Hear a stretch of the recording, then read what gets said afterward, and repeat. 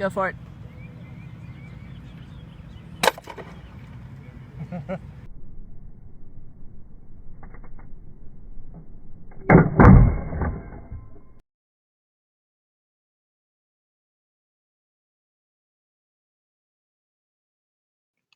Hello, everyone. Welcome back to Boffer Artillery.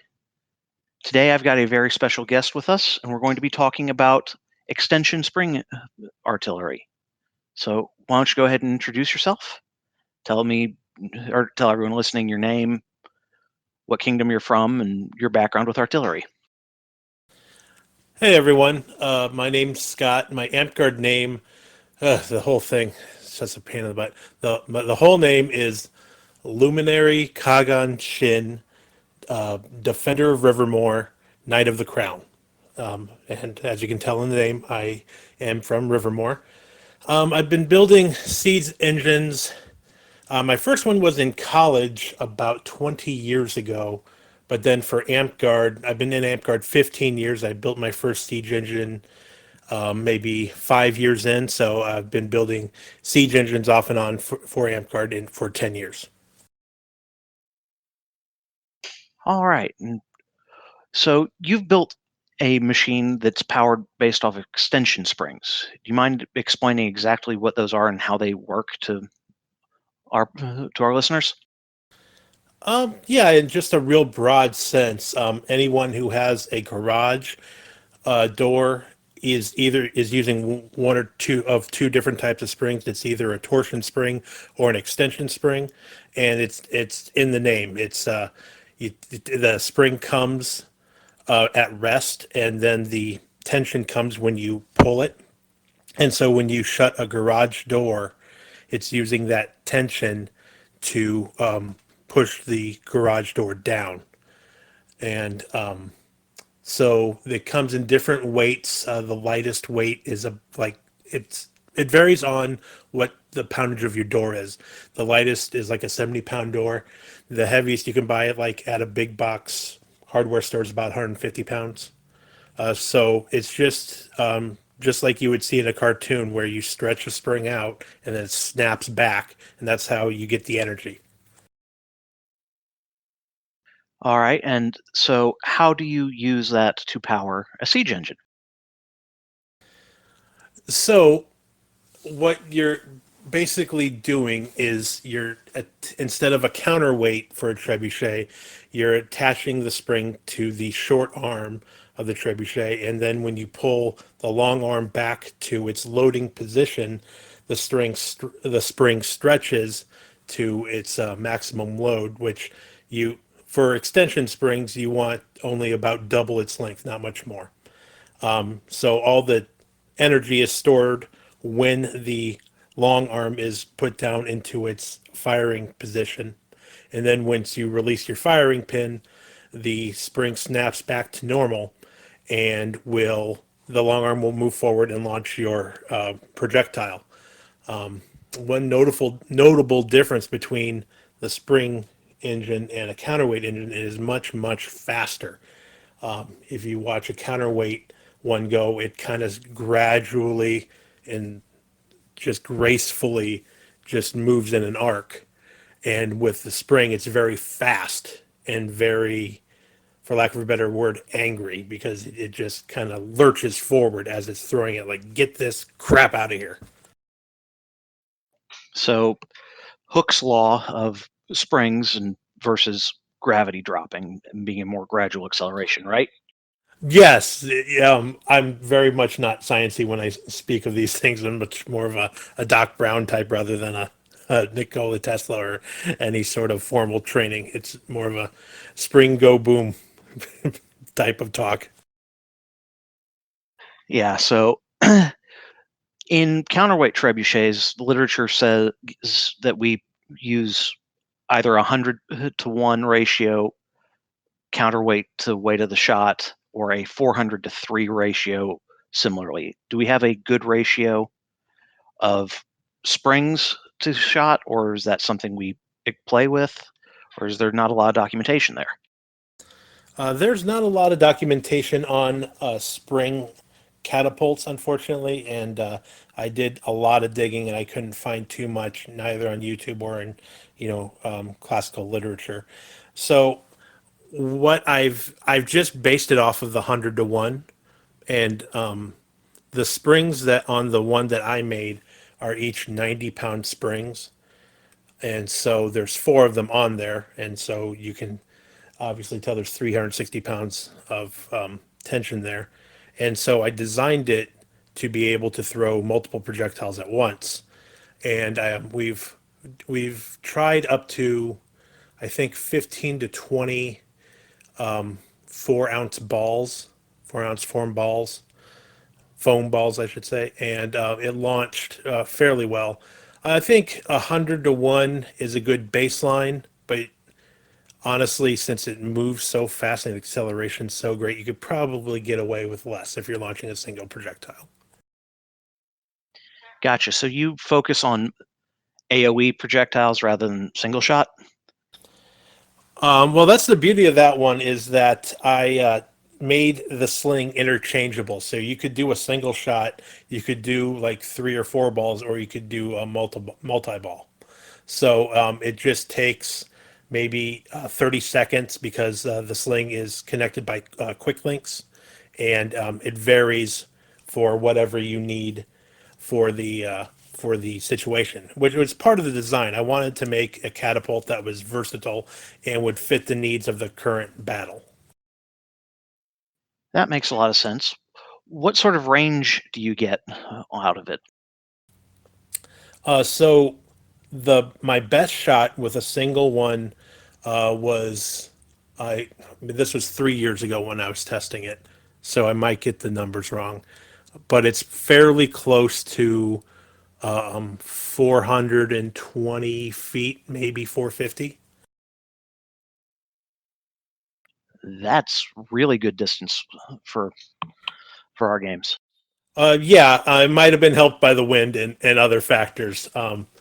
With any trebuchet, you got to tune it, because just because you have a really good shot on one piece of ground, that doesn't mean anything if you move it to a different location. Like the angle of the ground might be weird, or your pin might have shifted, or a dozen other things. So like, to get those ideal shots, you're gonna have to fine tune it for a little bit before you really get those shots.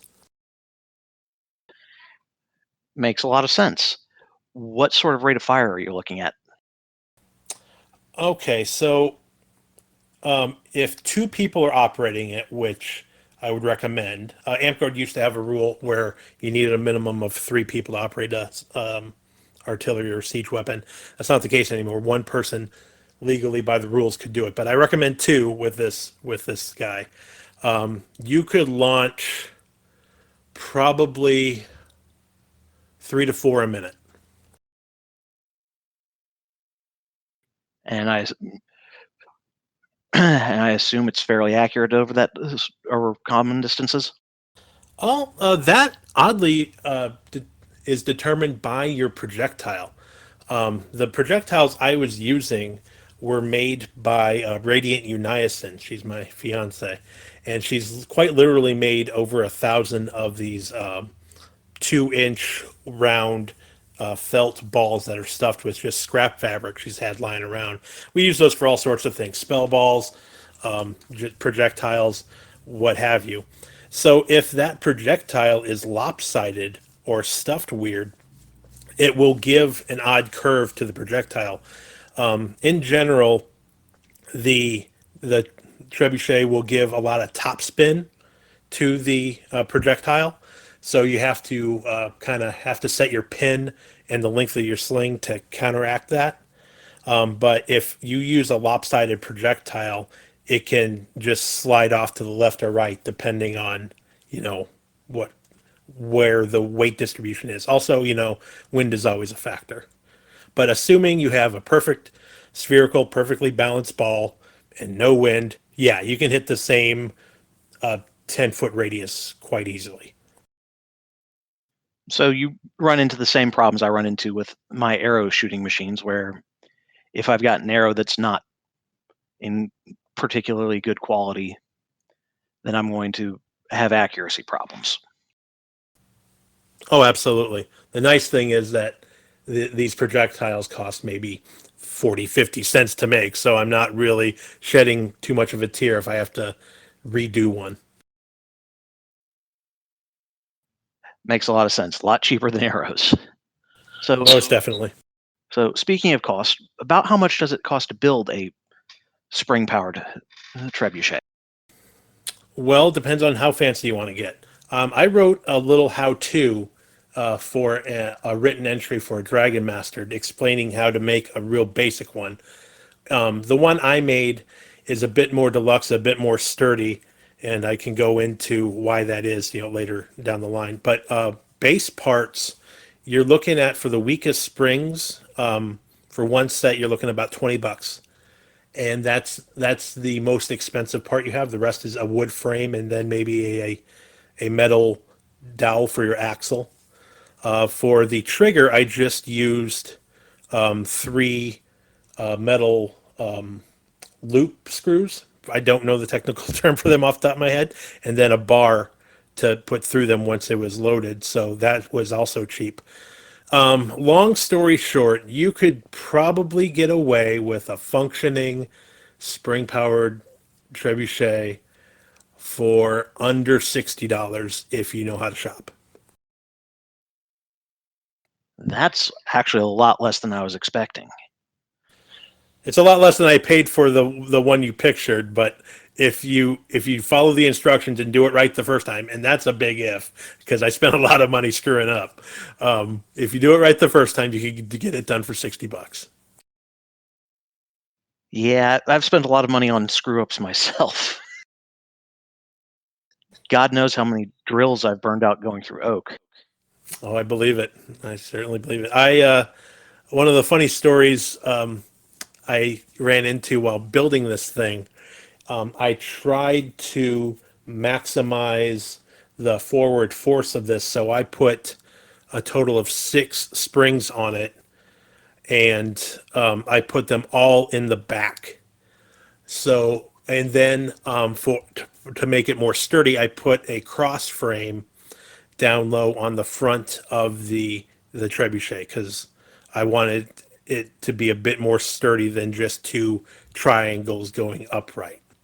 And so my test fire for it, the arm went so far forward that it chopped the 2x4 in half on the very first shot. Oh God, I've got a similar horror story for my counterweight trebuchet. Oh man, just those little things that are hard earned lessons. So what I did to counter that is I took off two of the springs and then I moved one set of the springs forward more to make it more of a V pattern when it was at rest. And then while those springs would still stretch, it would also pull back on the arm once it's fully extended and stop it from going all the way down and nearly hitting the ground each time. Okay, so you don't have nearly as much wasted energy there either. Yeah, that was a unintended side effect. I just didn't want the thing to tear itself apart. But yes, that was also a benefit. Yeah, I have a counterweight trebuchet that I built for an SCA demonstration. And the first time I tried to shoot it at an amped guard event, I accidentally left the safety that the SCA requires on it. Okay. And the shock from when I tried to shoot it and the safety stopped everything caused one of the uprights to split for about 4 feet of its 5 foot length. Oh my God, that's crazy. Needless to say, that piece sat in the garage for a while before I repaired it. Yeah, I bet. Yeah, I got to a point where I couldn't even look at the thing after so many screw ups. But that's kind of the nature of the business we're in. You just gotta just work the problem. Well, work to the solution. Sometimes you can avoid the problem, but we always seem to find new and exciting ways to break stuff, don't we? Oh, absolutely. There is so much experimentation in this field. Can confirm. So, do you have any funny stories about using your trebuchet on the battlefield? A couple. A little background on how it got made, and then I'll lead into the stories of it first firing at an event. If you don't mind me rambling for a second. Go for it. The whole reason this idea came up in the first place is my very good friend Coupe was getting knighted, and he's first of uh, my group, my friend group, and my fighting company to get knighted. And him being my very good friend, I wanted to make him something special. But all the traditional knighting gifts were already handed out or assigned, and I was like, I'm not really good at those anyway. So like we were both part of a group called the Siege Engine Saints, and he'd never like really had his own catapult before, and I've made a couple of counterweight trebuchets since then, and I was like, okay, I can make him like a simple treb or something.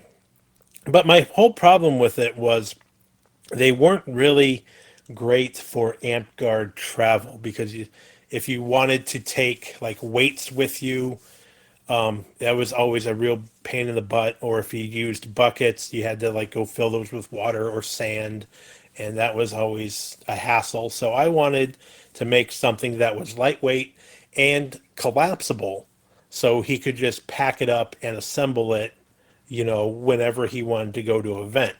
And so I'm searching for ideas and searching for ideas. I see this YouTube video of a guy using extension springs to fire a golf ball, and I was like, if I blow that up and make it amp guard legal, that satisfies everything. So that's where it started. And then I started drawing out designs, but I lived in an apartment. I had no room to make this monstrosity. And so a mutual friend of ours from the SCA, his SCA name is Simyaka, he happens to have a workshop because he runs a theater department for a college. And this was during the summer, so all the kids were out of school. So I run the idea past him. He's like, yes, I love it. Let's do it. So the thing gradually gets built over a summer in this theater department's work area. And so we get it built, we get it fine tuned, and the knighting is in October of 2017 at a Rivermoor event called Curse of the Great Pumpkin. And so I get there super early before Coupe gets there and set it up. And this sucker is about 9 feet tall, so it's really hard to miss. So when he arrives, he's already getting flooded by people congratulating him and, asking for time and when his vigil is, kind of basic, amp guard celebrity stuff. And then I'm messing around with the trebuchet, making sure that everything's all right. And I hear his distinctive booming voice from about 100 yards away, like, Shin, what did you do? And I turn around and he's just slack jawed. What did you do, Shin? What did you do? And so he comes running over, gives me a big old hug. I was like, hey, you want to try it? Come on, you want to try it? He's like, yeah, I want to try it. So we load up some test firing stuff, and I have it aimed towards the battlefield already. And there's a ditch line going on right there. And so we load up a single projectile, and we fire it, and it hits somebody in the ditch. And they're looking around like, what the heck just hit me? And then, we call it, hey, it's us. Hi. Don't worry about it. And so we used that trebuchet throughout the weekend for battle games at Curse, and we were able to test its ranges. We found that for the best use of it was like the medium shot, where we'd fire 3 or 4 balls, and that would fire a good 150, 175 feet. And that would be like basically right in the middle of the battlefield. We didn't really get the mass grape shot working too well because I think the sling was too long and there was too much drag. It would release too late. It only fired about maybe 50 feet, maybe a little further, but it wasn't nearly as impressive as the single shot or the triple shot. And so he looks at me in awe after these first couple of shots, and I just look over to him, smile. I was like, "Yeah, yeah, this is yours now." And he's like, "Oh man, I love it! I love it so much. Thank you very, very much."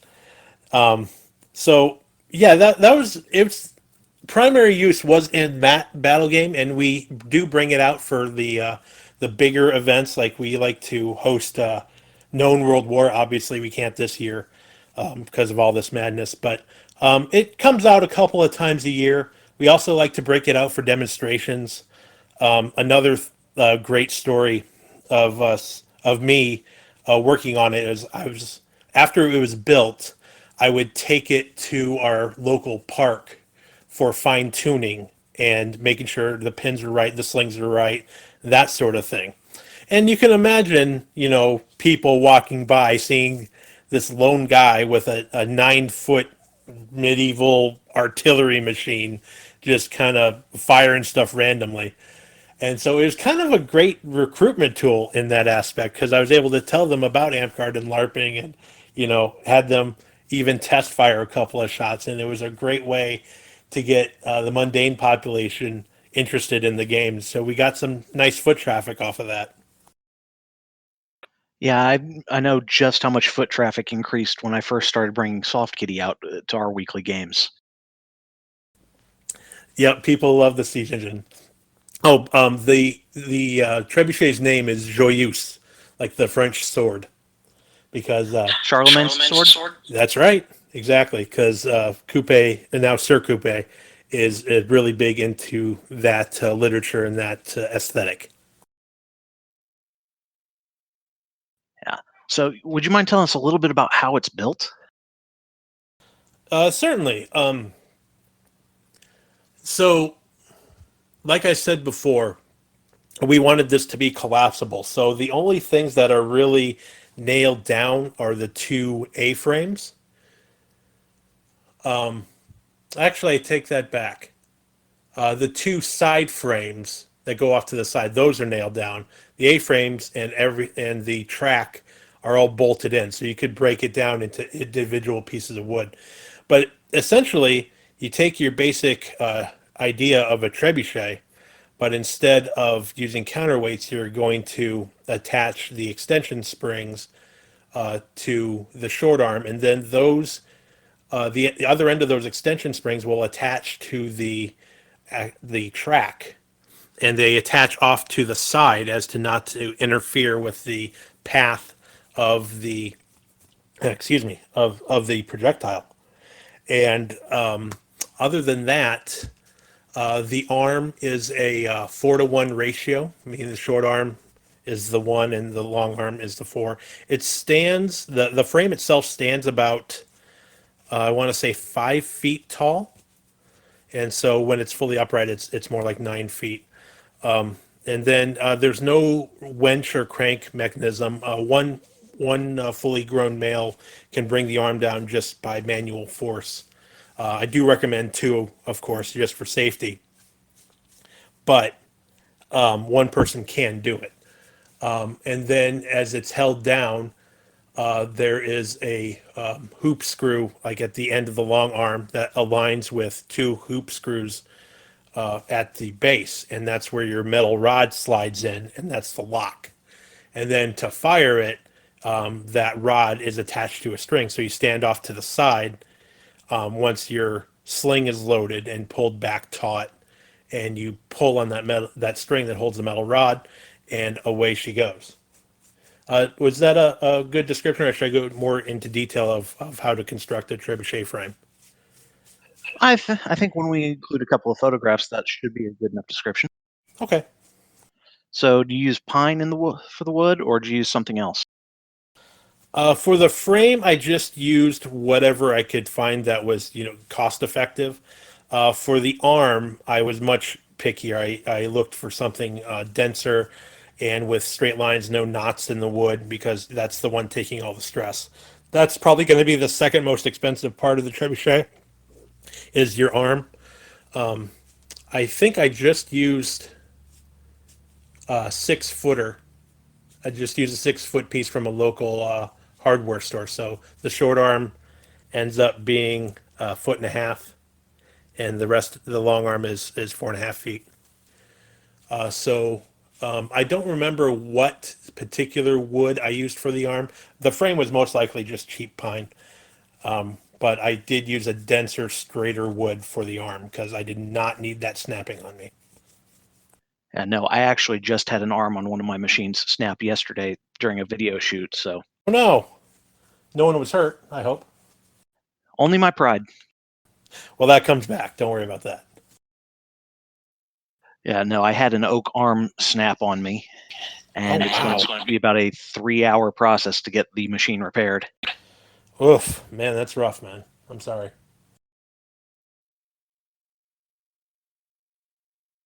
Uh, so, do you have any other stories you want to tell about this? Any like funny stuff or? Let's see here. What else can I tell you about this? Um, it's always funny to watch people who've not seen it fire before, like set up for a battle game, because the general consensus of most people is that siege engines and amp guard are not terribly effective and can't hit from long range. They're just kind of like a novelty at best. So when I'm able to hit people from their base, and then just kind of smile and wave at them, and they have this dumbfounded look on their face, that's always pleasant to watch. Other than that, I also entered this into a imperial level dragon master, and I was able to demonstrate it for some judges there. And the significant part there was it wasn't just local judges. We had people flown in that were ANS elites, for lack of a better word, and they were all very impressed with the range, and they all got to test fire it as well. And they all said it was probably the most powerful siege engine they've ever personally seen. So that's another nice thing to hear from such revered ANS artists. But as for funny things, it's every time people get dumbfounded by being hit from a couple 100 feet away, and me just smiling and putting my arm up and waving at them like, "Hi, I'm over here. Nice to reach out and touch you." That's always a giggly feeling. One unexpected thing about this thing is the noise that it makes. When you wind it back, you can hear the springs kind of tong, tong, tong, tong, tong, like stretching out. And it's kind of scary the first time because, like, oh my God, can this thing hold together? And then when you release the pin, it is just an angry roar. It's just a boom! And it's very satisfying to hear. Like, it's just launching all this rage and fury at your opponents. And it's quite satisfying. Yeah, one of my favorite things is the thunk sound that the kitties make when you release the trigger Oh, on them. that's such a good sound. I love that noise. And the look on people's faces when you peg them from, like you said, about 200 feet is just amazing. Oh yes, it's a lot of fun. And one of the reasons I built this thing and then wrote a how-to on it is I want to see more of this stuff. I want to see more siege engines and amp guard, and I think there's some real potential there, especially if we use like the extension springs. That's always a thing out there that's cheap, and it's you can find that at any big box hardware store. But also people using rubber. You mentioned rubber, artillery on one of your episodes, and I think there's a lot of potential there too. It doesn't necessarily all have to be trebuchets, which is the most common one I've seen. I really like your artillery and how effective it is and how relatively low cost it is. And I'm hoping that your channel and your instructions will encourage people to give it a shot and see that it's not so daunting. It's just some wood and a weekend, and then you have a siege. You have an artillery. You have an ability to hit people from far away. Yeah, in terms of building these, the soft kitty class, I actually taught a weekend-long track at an ANS event where I had 2 teams of people build a soft kitty class engine over the course of the weekend. That's wonderful. Jealous I couldn't be there. Yeah, we ended up getting done at about midnight Saturday night and then launching a coordinated volley over the heads of the ditch field. Excellent. Yeah, these machines, if we build them right, can really impact the game. Absolutely. And one of, I think, the benefits, the hidden benefits, is the lack of like restrictions in the rule book. It's a case by case basis, so it's got to be approved by your local monarchy, your GMR, your champion, probably even your monarch. But as long as I've noticed, as long as you go to them with the plans and you show them, the the ammunition, the expected range and how hard it's going to hit, I've had really no problems getting the artillery approved for field use. And if someone does have a safety concern, the best way to ease their fears is to have them try it out themselves.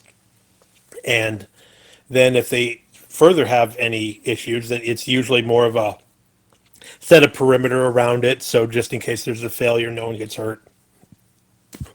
That sort of thing. Yeah, But I think in about 5 years of actively using our artillery, the only injury I've had was someone standing too close and getting hit by an arm. I believe it. Yeah. For Joyeuse, it's the string of that goes over the release hook is a metal ring rather than a loop, and so that can whip forward and kind of tag people a little bit on its forward swing. But that's about it. As long as people stand to the side of it, like it's nearly impossible for them to get caught by anything. So that's why I tell people don't stand in the front, don't stand in the back, and you're fine. Do you ever have trouble with infantry masking fire, or does it clear well enough overheads? Usually, I'll do some test shots and I will adjust the firing uh, pin angle as needed. One thing that's interesting about this compared to a normal trebuchet is that you need to set the release pin higher than normal. A normal gravity powered treb, you want to start at 30 degrees and then adjust, meaning like if the arm is upright, the little hook is at a 30-degree angle. For this, you want to start at 40, and it's likely to get higher than that. And the reason is, as I mentioned earlier, the springs snap the arm forward that much faster, and it's at the pristine firing angle much faster, so it has to be released faster. Whereas normal counterweight trebuchet has that slow, gradual arc, and you can have your release angle a bit sharper. So one of the things that was really apparent to me early on is that just a slight adjustment to that pin can mean the difference between beaning somebody in the head with a heavy topspin projectile or it going several hundred feet up in the air and then coming down and eventually hitting something after about 7, 8 seconds. So typically I'll go for the best of both worlds, get a nice you know level arc where it's not going to take forever to hit the ground, but it's also well above people's heads. Yeah, one of the problems I always have is just people standing in front and blocking the field of fire because the type of engines I use have a much flatter trajectory than yours does. That's fair. That's absolutely fair. I usually try to mark off an area in front of the treb where they don't step in those areas just for safety, so they don't get snagged by the sling rope or much worse the arm. Most people see it and respect it enough, are intimidated by it to stay well away. Even when people come to attack it, they'll attack from the sides. So its imposing size kind of does the job for me. Ah, that's really interesting. So, any other tips on how to build one of these or anything? Oh, I'd be happy to share my written how-to. I still have it. I can post that wherever it's needed. But basically, if you've built a counterweight trebuchet before, it's the frame is nearly identical. The only change is instead of a counterweight, you're going to be hooking these extension springs on. You want to measure out how long your extension spring is, and then you're going to hook it to the base wherever it's at rest, and the arm is vertical. Also, you don't want to extend the extension springs more than twice their length.